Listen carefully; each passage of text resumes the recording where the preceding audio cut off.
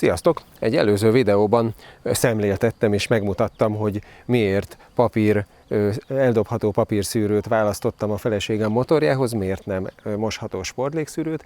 Ebben a videóban pedig megmutatom, hogy konkrétan hogyan kell ezt a légszűrőt kicserélni. Ez ugyan egy Husqvarna Svartpilen 401, de igazából a Vitpilenen és a KTM Duke 390-en is pontosan ugyanígy kell, és egyébként meg a motorkerékpárok jelentős többségén nagyon hasonlóan kell légszűrőt cserélni, ezért, hogyha nem ilyen motorod van, akkor is találhatsz ebben a videóban hasznos információkat. Tarts velem!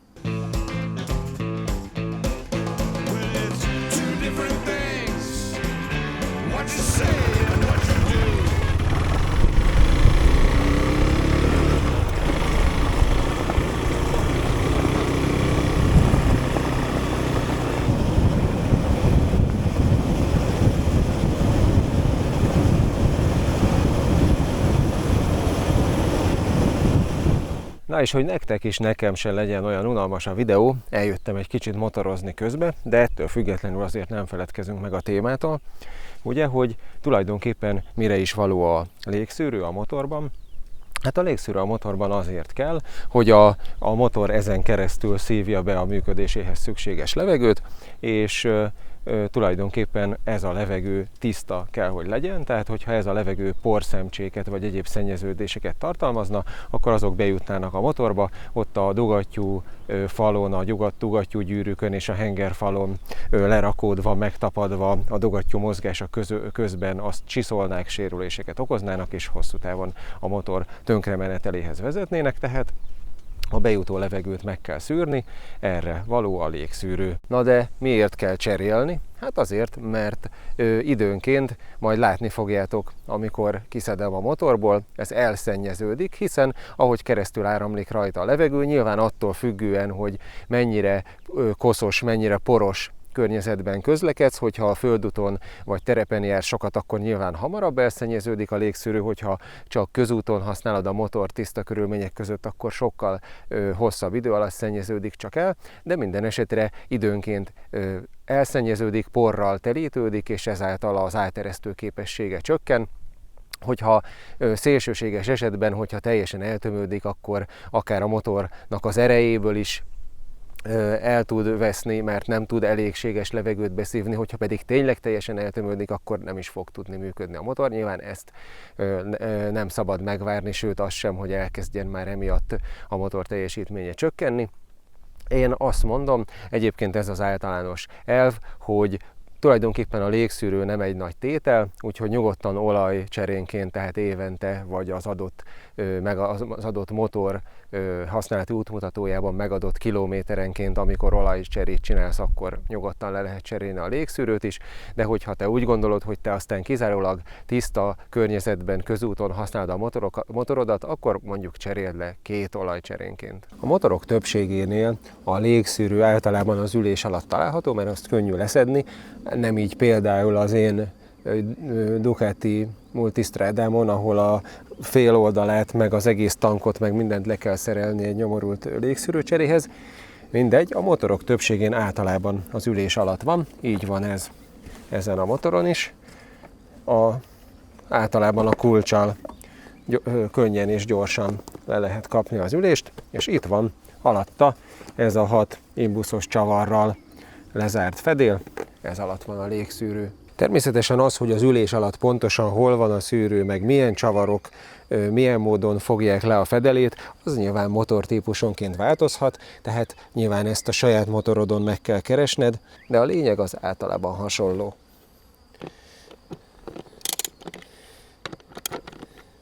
Mivel ez egy műanyag fedél, itt nem szabad nagyon erősen meghúzni a csavarokat, nyilván mint mindig annyira meg kell húzni, hogy ne tudjanak lelazulni, de nem szabad agyon húzni,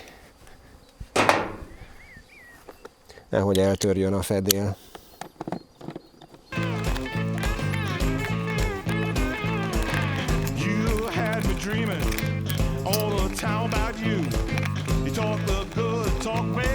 És persze arra is érdemes vigyázni, hogy a csavarok ne vesszenek el, meg ne potyogjanak be a motorba belsejébe, mert akkor onnan elég szíves lehet kiszedni őket. No, szóval itt van a műanyagfedél, és akkor itt van alatta a légszűrő. Nyilván az is típusonként különböző, hogy pontosan hogyan van bepattintva a helyére. Ennél van két ilyen kis pöcök, amit így hátra nyomva kijön a helyéről. Hát azért itt látszik rajta, hogy ez már elég dzsúvás. Szerintem ez egy 2 éves motor, az 1000 kilométeres szervizen volt márkaszervizben, de utána nem, szerintem ez valószínűleg még a gyári légszűrője lehet.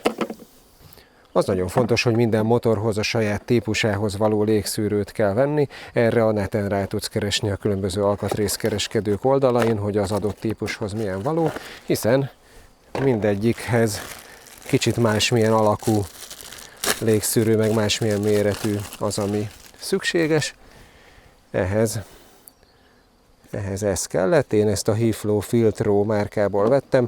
Nem azért, mert hogy ez lenne a világ legjobb szűrője, de ez szinte minden típushoz gyárt szűrőket, és mindenhol a neten azt írják róla, hogy ezek jó minőségű légszűrők, úgyhogy én egy ilyet vettem.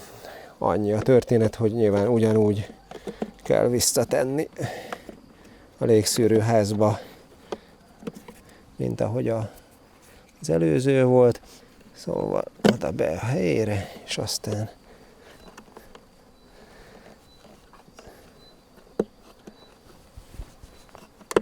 na, ilyen,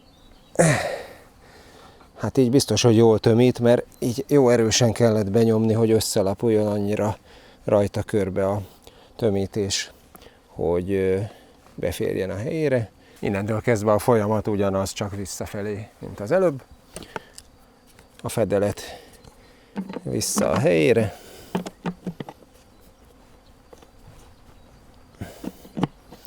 Itt egy kicsit a vezetékektől nem akar beugrani.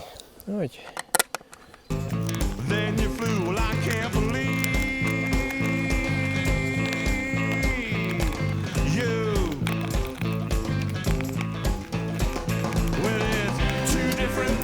És ahogy az előbb mondtam, csak óvatosan, finoman kell meghúzni ezeket a csavarokat. Éppen csak, hogy ne tudjanak lelazulni.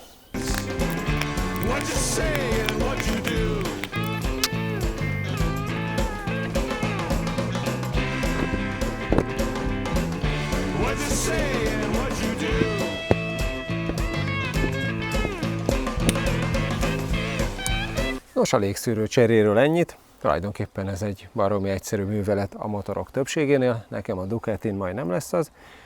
Remélem, hogy ebben a videóban is tudtam hasznos dolgokat mondani és mutatni a számotokra. Egy következő videóban egyébként ennek a motornak a láncfeszesség beállítását is meg fogom mutatni, mert egy picit laza a lánc. Tartsatok velem akkor is, találkozunk legközelebb. Sziasztok!